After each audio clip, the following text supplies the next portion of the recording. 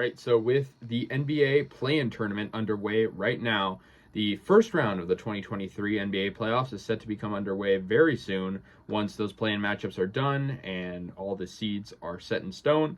But for now, looking ahead to the round one matchups, we know definitely some interesting ones out there. And the one that really is the consensus most interesting one is Warriors versus Kings, the Battle of NorCal, the first time this has ever happened in a playoff series where the two NorCal NBA teams are going to be squaring off in a 7-game series. The Warriors, obviously, the defending NBA champs. The Kings, the 3 seed in the NBA, the biggest surprise, arguably in sports.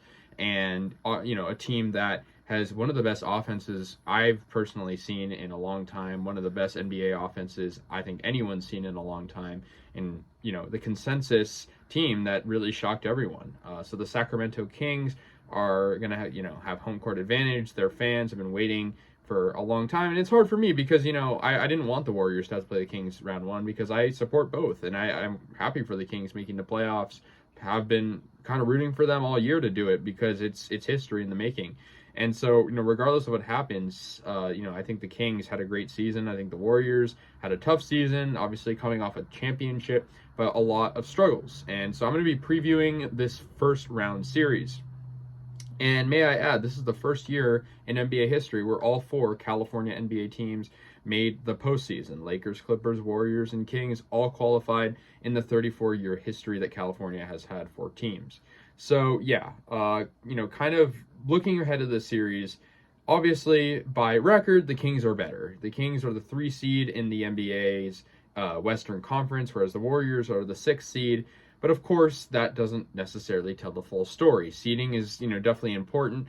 But, with the Warriors, they were playing really good basketball to end the year. And so were the Kings. But of course, with the Warriors, it was kind of the thing where they had to get in and they were very motivated. And I think when the Warriors are motivated towards the end of the season, we see them play better. Look at last year. The Warriors had struggles in the month of March last year. They picked it up at the end of the season and got really into the playoffs with kind of just easy series wins.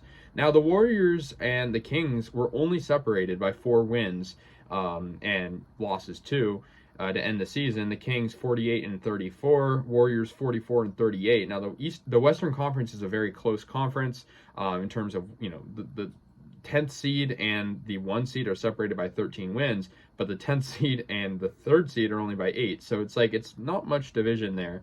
But the Kings, obviously, they're really kind of, betting on their offense to kind of outweigh the Warriors' defense. And, on paper, it would work. When you have Domantas Sabonis running, the big man position, and Fox, Keegan Murray, Kevin Huerter, and Harrison Barnes all supplying him with great passes, he's pretty unstoppable in the paint.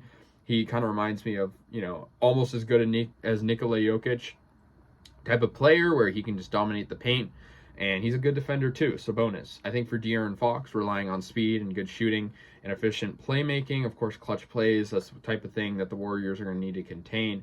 Keegan Murray, 3-point shot that the Warriors have had trouble defending in the past, especially on the perimeter. And then Kevin Huerter, same story. Harrison Barnes, another good forward. So it's like one of those things where, if the Warriors are going to stop the Kings, it's just perimeter defense. The Kings like shooting the 3. They have good 3-point shooters. Kevin Huerter and Keegan Murray are the 2 that stick out to me. And then De'Aaron Fox can also shoot it pretty well. And so can Barnes. And then off the bench, Malik Monk too. So, it's definitely one of those things where the Warriors are going to have to do that. But the thing that the Warriors have on their side is, one, Andrew Wiggins set to return in this series. And, that's not 100% confirmed by anyone. But, it's definitely something that is being anticipated to happen. Obviously, his long absence, we're happy to have him back. And also, the Warriors, I think, have a better offense than the Kings' defense can contain. Now, the Kings have had crazy high-scoring games this year. The Clipper game, they put up, 150 points. They are a great offensive team, but the Kings, a lot of the games they lost, they were allowing a lot of points. And so while great offense can carry you through 4 quarters, it's the defense that needs to stop the opposing team. And so that wasn't happening always, and the Kings would lose games. But the Warriors recently, I want to go back to the momentum piece I talked on a moment ago. The Warriors have been playing a great brand of basketball. We look at the last game, they won by 56 points against Portland. Portland, I'd say that's not something to judge on. It's the last game of the year. They beat these same Kings, but a depleted Kings team that rested Fox and a lot of the other guys. They beat them by a good amount. They beat the Oklahoma City Thunder. Lost to the Nuggets only by 2 points. May I add, the Nuggets are the first seed, so that's pretty good. Beat the Spurs, beat the Pelicans, lost to the T-Wolves by 3, but got 2 solid wins against the Mavs and 76ers, and the list goes on. I mean, the Warriors have been playing great basketball lately.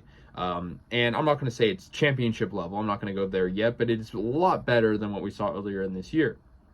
So I think with the addition of Andrew Wiggins, I think the X factor is him for sure. He was a great playoff player last year. He arguably is a huge part of our championship last year, and I think there's no really case against that.